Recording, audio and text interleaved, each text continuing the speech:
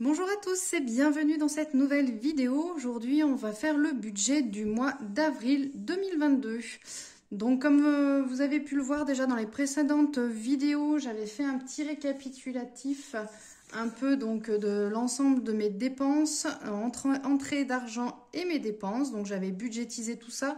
Si jamais vous voulez la voir, je vous mets le lien en haut de manière à pouvoir aller jeter un petit coup d'œil et de manière à pouvoir comprendre un petit peu mieux ce que j'ai mis déjà en place.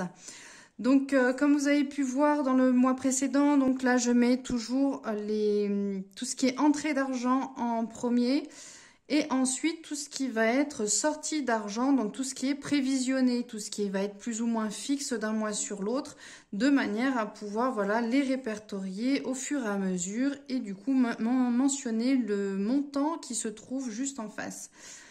Donc j'ai regroupé également tout ce qui était épargne durant le mois. Ça permet du coup d'un seul coup d'œil de pouvoir avoir une vue globale et puis du coup pouvoir en faire du coup le total. Et ensuite je viens récapituler en dessous les diverses dépenses que j'ai pu avoir durant le mois. Donc ici j'ai fait entre autres, j'ai matérialisé avec les petites flèches ici et également ici. J'ai fait deux dépenses importantes, donc où j'ai récupéré de l'argent dans le budget que j'avais déjà mis de côté les mois précédents, notamment tout ce qui est retrait bois. Donc j'avais prévu 150 € en budget bois et du coup j'en ai eu pour 150 €, donc le budget est respecté.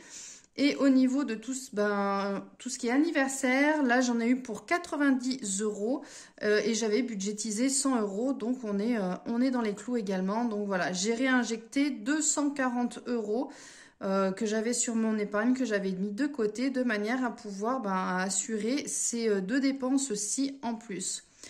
Donc, si on fait le calcul au niveau de tout ce qui est rentrée d'argent en comptant la prise en compte des 240 € que j'ai fait revenir de l'épargne, j'ai un total de 3 161,57 €. Concernant le total de tout ce qui est sorti d'argent, j'en ai eu pour 2 944,61 €. Voilà, donc du coup, la différence nous permet d'avoir 216,96 €. Et si on prend en compte l'épargne qui est ici, qui est mise de côté automatiquement tous les mois, donc si on a 333,99 €, si on vient faire le total, on tombe à une épargne de 550,95 €. Donc du coup, on va voir comment va être répartie cette épargne dans notre tableau que l'on fait mensuel. Donc si on reprend celui du mois de mars, alors celui du mois de mars, c'est celui-ci. Alors du coup, le bois est sorti, donc du coup, je vais retirer le bois. Donc on va retomber à 0. Alors pour le moment, je ne vais pas remettre au niveau du bois parce que tout simplement, j'ai d'autres grosses dépenses qui vont arriver. Et donc du coup, il faut que je fasse très attention à ça. Donc là, pour remplir cette épargne numéro 1, donc je prends ce que j'avais budgétisé, c'est-à-dire 203 €.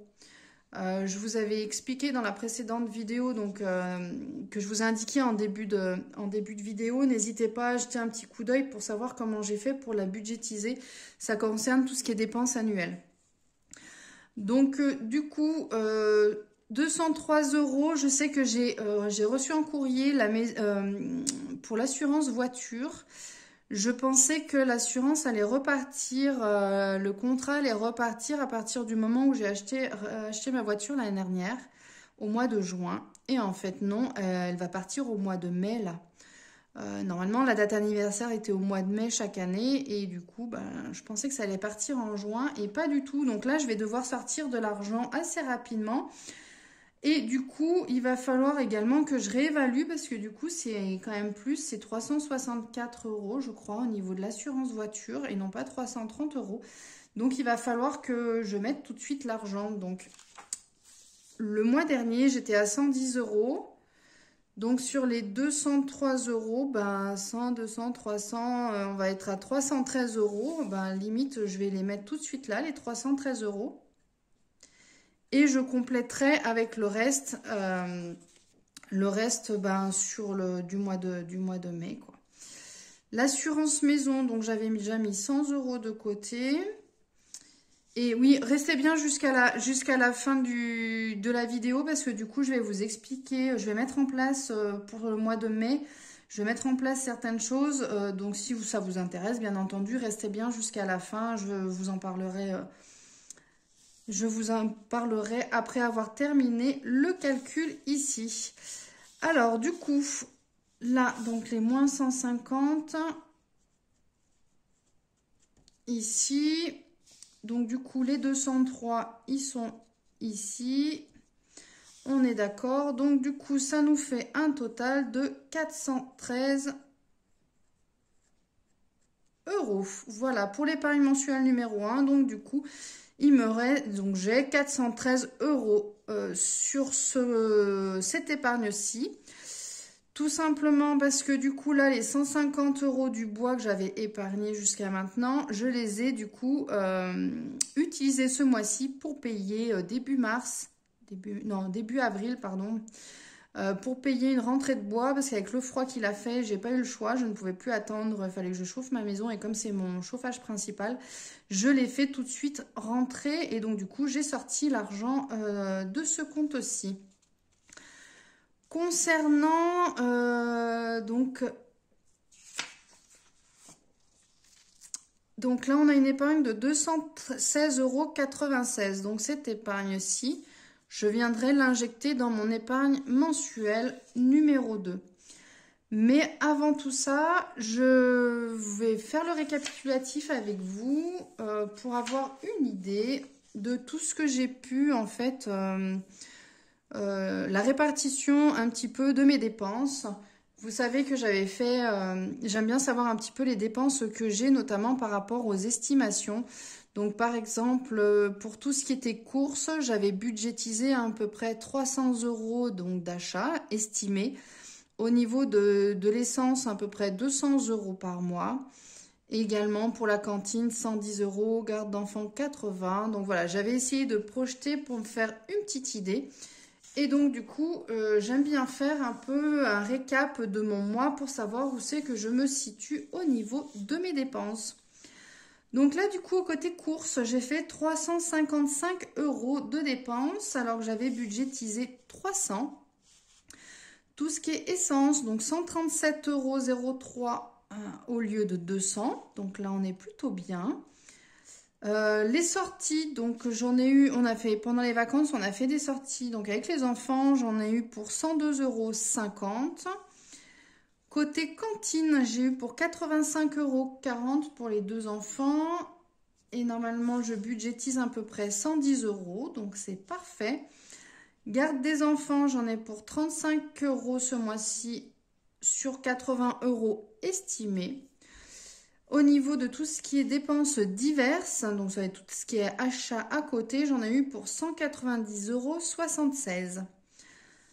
Donc là, au niveau de tout ce qui est cantine, garde d'enfants, donc du coup, je touche 400 € de pension alimentaire. Et là, j'ai dépensé du coup 120,40 € pour les enfants.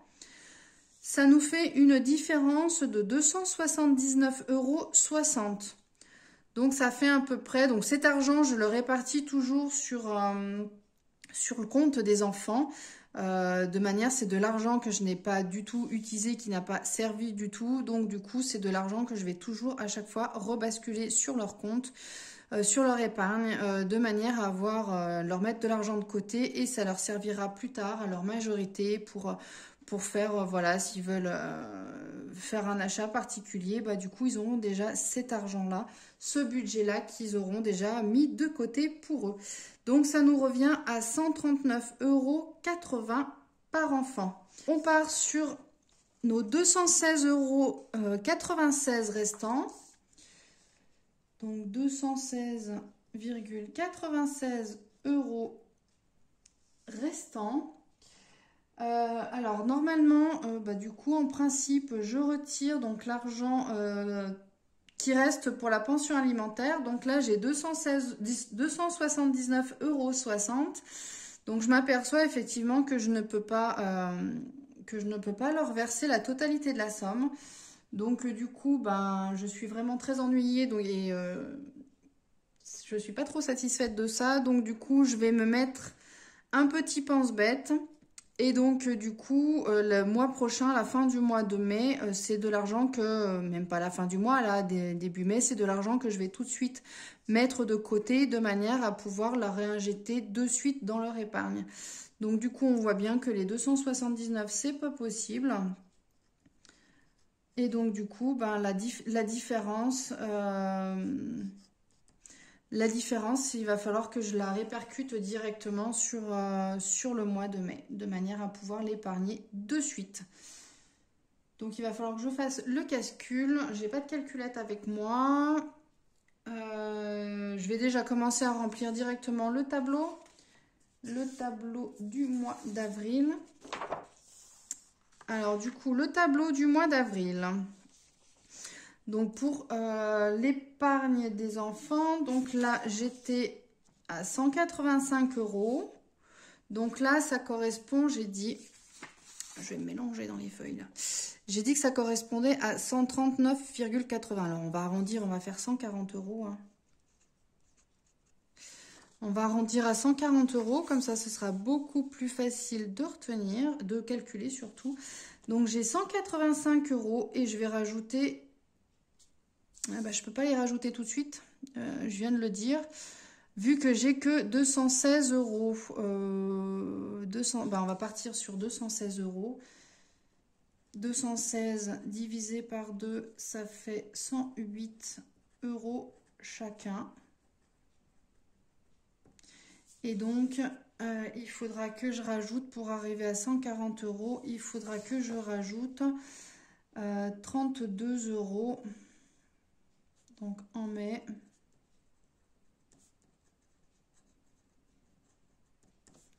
32 € chacun.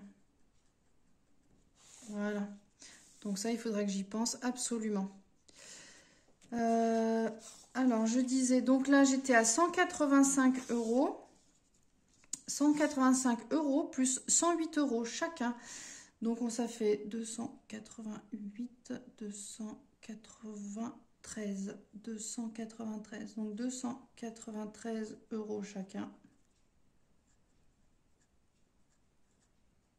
Voilà. Ensuite, côté cadeau, donc j'avais 100 € de budgétisé, mais j'ai retiré 90 par rapport aux achats du mois. Donc, du coup, il me reste 10 €. Au niveau des vacances, j'ai 150. Et donc, du coup, comme je n'ai rien pu rajouter, eh ben, je suis toujours à 150. L'épargne générale donc est de 29,42 €. Je ne vais pas la réinjecter de suite pour l'épargne des enfants. Je vais la mettre de côté parce que du coup, là, par rapport à l'assurance voiture, je vais en avoir besoin. Donc, du coup, je vais la garder pour le moment ici de côté.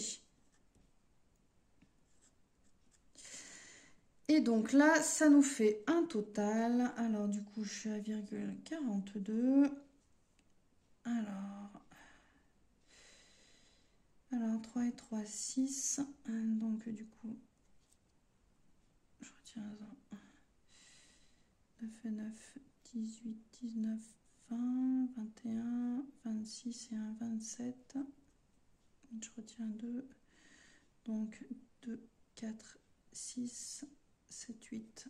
Donc je suis à 875,42 € d'épargne que j'ai mis de côté. Donc sur ce compte-ci par rapport à l'épargne mensuelle, donc le deuxième projet numéro 2. Voilà, donc bah écoutez, j'ai un bilan on va dire mitigé pour ce mois-ci. Bon, je suis quand même contente, j'ai épargné. Par contre, c'est vrai que ce qui me plaît moins, c'est que du coup, j'ai pas du tout pu mettre la totalité de l'épargne sur les comptes de mes enfants. Donc ça, par contre, ça me déplaît fortement. Donc j'estime que j'ai dépensé plus que j'ai prévu ce mois-ci. Du coup, j'ai décidé donc pour le mois de mai de mettre en place un mois blanc au niveau de tout ce qui va être dépenses. Alors aujourd'hui, on est le 3 mai. La date où je fais ce bilan-ci. Donc du coup, j'ai déjà fait des petites dépenses, des petites bricoles que je devais absolument acheter. Donc je les ai achetées là hier et tout à l'heure.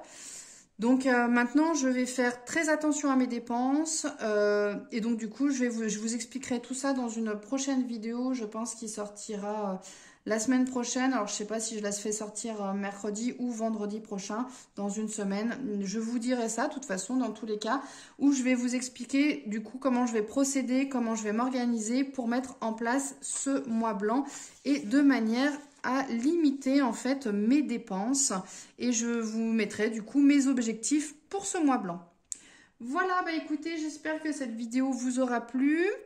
N'hésitez pas à poser vos questions si vous en avez, à me dire également si du coup ma méthodologie vous aide ou pas à procéder du coup à faire des épargnes, ou en tout cas à limiter vos dépenses, faire des économies, ou également en tout cas pouvoir réaliser certains projets qui vous plaisent.